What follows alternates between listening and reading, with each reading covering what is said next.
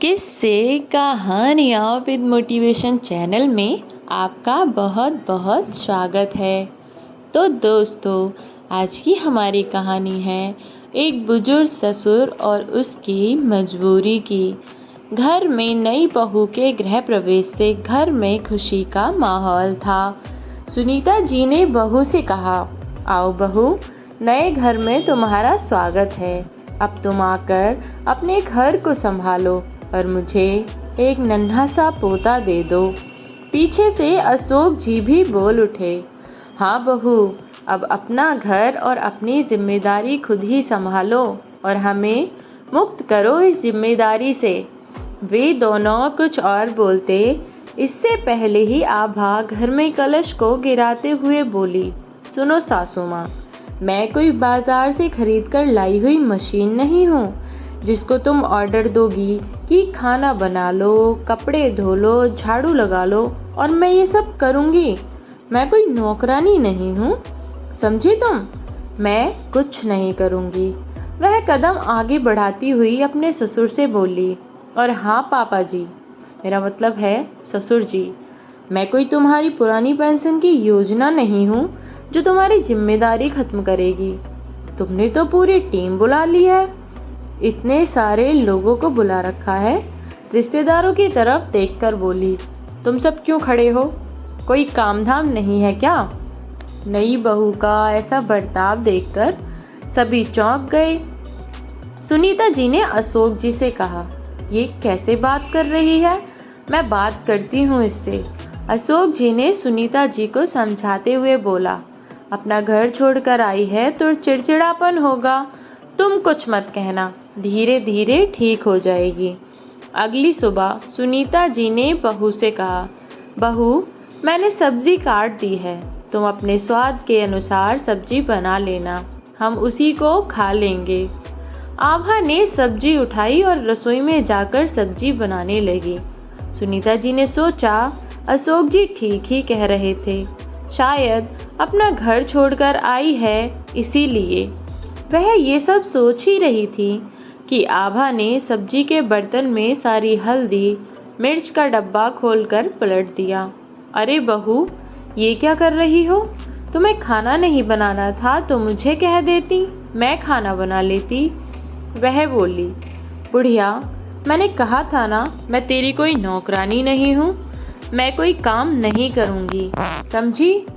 बहू का ऐसा व्यवहार देखकर सुनीता जी अचंभित थीं। खैर, उन्हें क्या पता था कि ये तो अभी शुरुआत थी, आगे आगे उन सबको न जाने क्या क्या झेलना था।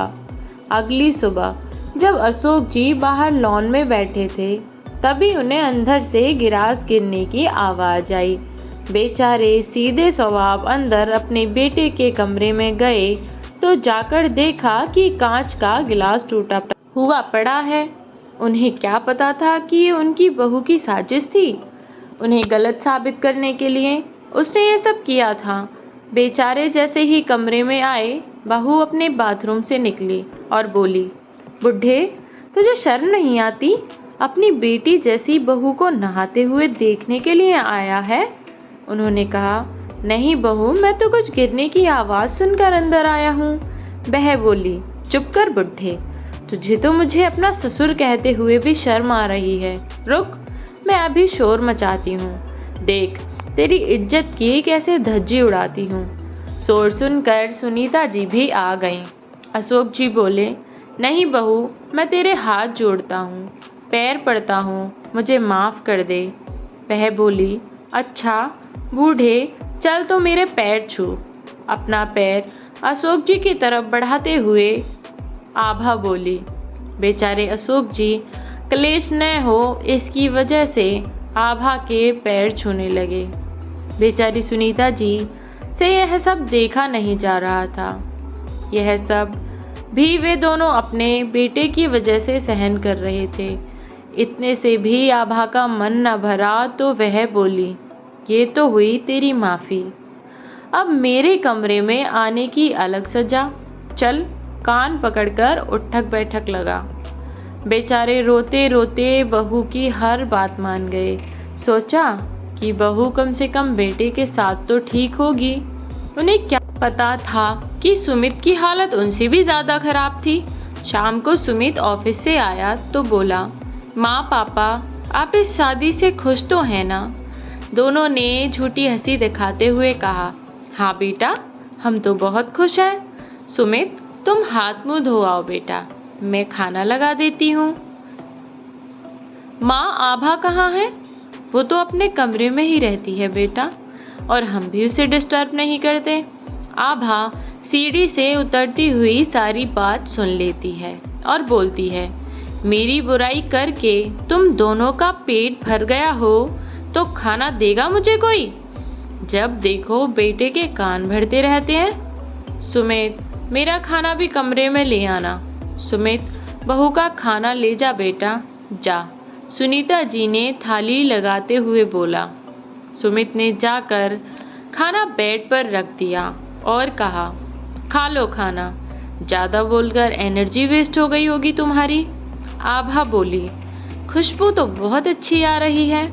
हाँ मेरी माँ ने बनाया है, अच्छा क्यों नहीं होगा? सुमित बोला। आभा बोली, क्या माँ की रट लगा रखी है तुमने? मैं भी तो अपना घर छोड़कर आई हूँ।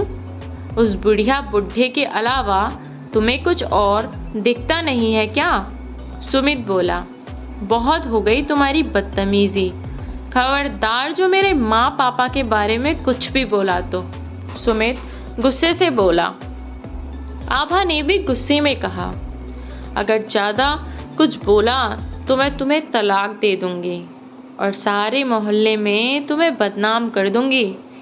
ये कहते हुए धक्के मारकर उसने सुमित को कमरे से बाहर निकाल दिया। सुमित सीढ़ी से नीचे गिरा तो सुनीता जी सुमित से बोली, बेटा सुमित तुम ठीक तो हो? हाँ हाँ माँ मैं ठीक हूँ, मेरा पैर फिसल गया था। सुमित बोला, माँ मैं अभी आता हूँ कहकर वह बाहर गया। अब उसके माता पिता सोचने लगे, हमारा बेटा इस शादी से खुश तो है, कहीं वो हमसे कुछ छुपा तो नहीं रहा है। सुनीता जी सुमित की चिंता करती हुई बोली। अगली सुबह बाहर से आवाज़ आई, ससुर जी और ससुर जी। अशोक जी बाहर आए तो देखा आभा ऑटो में कुछ सामान लाई है।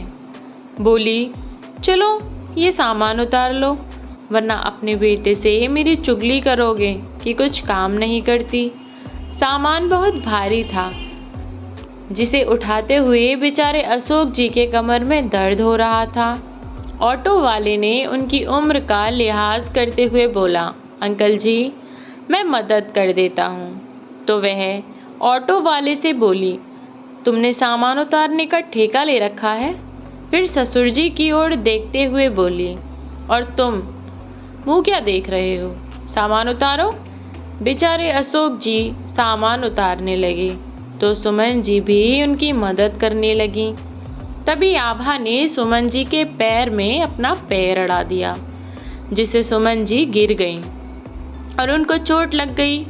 डॉक्टर ने उन्हें 1 महीने बेड रेस्ट करने को कहा। उधर आभा के माता पिता भी आए तो डॉक्टर की बात सुनकर वे बोले, अब ये क्या नई मुसीबत है? अब ये 1 महीने बेड रेस्ट करेंगी तो घर का काम कौन करेगा? आभा के पिता बोले, अशोक जी आप कर लेना ये काम, मेरी बेटी तो कोई काम नहीं करेगी।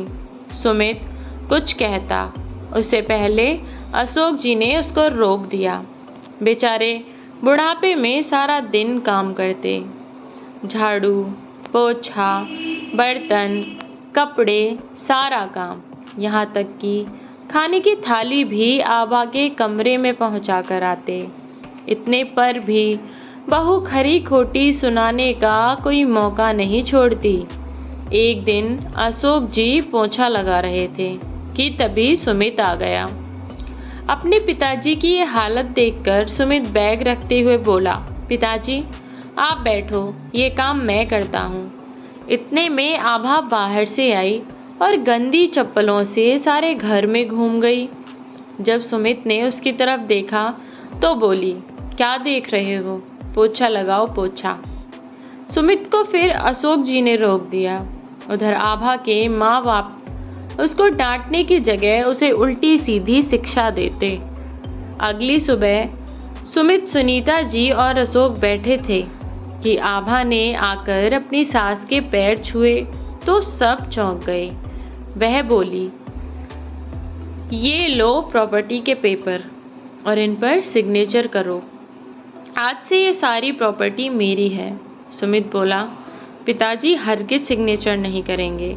आभा बोली, बुढ़े सुनाई नहीं देता? मैंने कहा सिग्नेचर कर। जब अशोक जी ने इनकार किया तो आभा ने उन्हें थप्पड़ मारने के लिए हाथ उठा लिया। सुमित ने हाथ पकड़ते हुए कहा, बहुत हो चुकी तेरी बदतमीजी, निकल मेरे घर से। सुमित ने घसीटकर उसे अपने घर से बाहर निकाल फेंका तो आभा ने कहा, सुमित तुझे थप्पड़ और मेरी बेइज्जती बहुत महंगी पड़ेंगी। मैं तुझे और तेरे सारे घर वालों को सारे में बदनाम कर दूंगी। सुमित ने कहा, जा जा देखा जाएगा। अगली सुबह दरवाजे पर बहुत शोर मच रहा था। अशोक, ओ अशोक, बाहर निकल, घर में क्या छिपकर बैठा है? आभा का पिता चिल्लाया। शोर सुनकर वे तीनों लोग बाहर आए। क्या हुआ भाई साहब? अशोक जी ने कहा, क्या हुआ?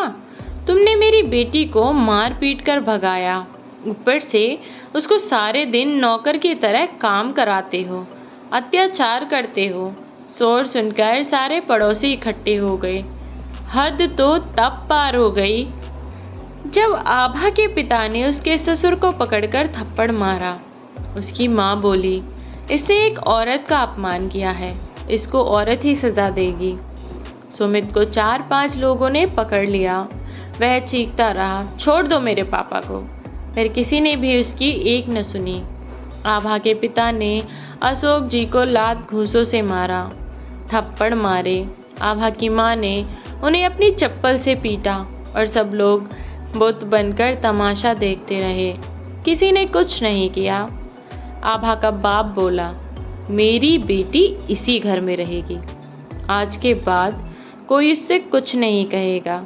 इस बेइज्जती को अशोक जी सहन नहीं कर पा रहे थे। यह सब देखकर तीनों बहुत रोए। आभा बोली, देख ले सुमित, मैंने तुझे कहा था ना, मेरी बेइज्जती महंगी पड़ेगी तुझे। रोते हुए मन ही मन उस घड़ी को सुमित कोस रहा था जब उसकी शादी आभा से हुई थी। ऐसे ही रोते छींकते रात हुई और फिर वो हुआ जिसकी किसी ने कल्पना भी नहीं की थी। रात को सबके सो जाने के बाद अशोक जी, जिन्होंने अपनी पूरी जिंदगी इज्जत इतनी कमाई, आज उनकी बहू के झूठे आरोपों ने 1 मिनट में सब मिट्टी में मिला दी।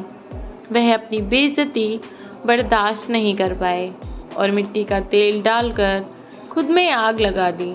शायद अशोक जी जानते थे कि आभा से उनके परिवार का पीछा छुड़ाने का कोई तरीका नहीं है। जैसे ही चीख पुकार हुई, सुमित और सुनीता जी तुरंत उन्हें लेकर हॉस्पिटल भागे, लेकिन तब तक बहुत देर हो चुकी थी। सुबह तक सुमित और सुनीता जी का तो रो रो कर बुरा हाल था। तभी आभा आई और बोली, जिसको जाना था वो चला गया। मेरे सर में दर्द हो रहा है। और हाँ बुढ़िया, चल, भूख लग रही है, खाना बना दे। तभी पुलिस वहाँ आई और अपने ससुर को आत्महत्या के लिए उकसाने के लिए आभा को जेल ले गई। आभा बोली, क्या सबूत है तुम्हारे पास कि मेरी वजह से हुआ है यह सब? तब सुमित ने उसे वो चिट्ठी दिखाई जिसे मरने से पहले अशोक जी लिख कर गए थे। चिट्ठी में लिखा था, सुमन, मुझे माफ़ कर देना। 7 जन्मों का वादा करके मैं आज तुम्हें छोड़कर जा रहा हूँ। हम तो बहू को बेटी बनाकर घर लाए थे। उसकी छोटी बड़ी सारी गलती ये सोचकर माफ़ करते रहे कि अपना घर छोड़कर आई है। मैंने ज़िंदगी में जितनी भी इज्जत कमाई, आज मेरी सारी इज्जत सब चली गई। मैं जानता हूँ कि अब शायद इस सब से हम कभी छुटकारा नहीं पा सकते, पर शायद मेरी मौत से तुम और सुमित इसके अत्याचार से आज़ाद हो जाओ। हो सके तो मुझे माफ़ करना। तुम्हारा अशोक। दोस्तों, अशोक जी की मौत से सुमित और सुनीता जी को आभा से छुटकारा तो मिल गया। आभा को जेल भी हो गई, पर क्या अशोक जी की मौत के अलावा कोई और रास्ता नहीं था? तो दोस्तों, इस कहानी से हमें सीख मिलती है कि इंसान को ज़रूरत से ज़्यादा अच्छा भी नहीं होना चाहिए। अगर सुमित और उसका परिवार पहले ही हिम्मत करते तो शायद आज अशोक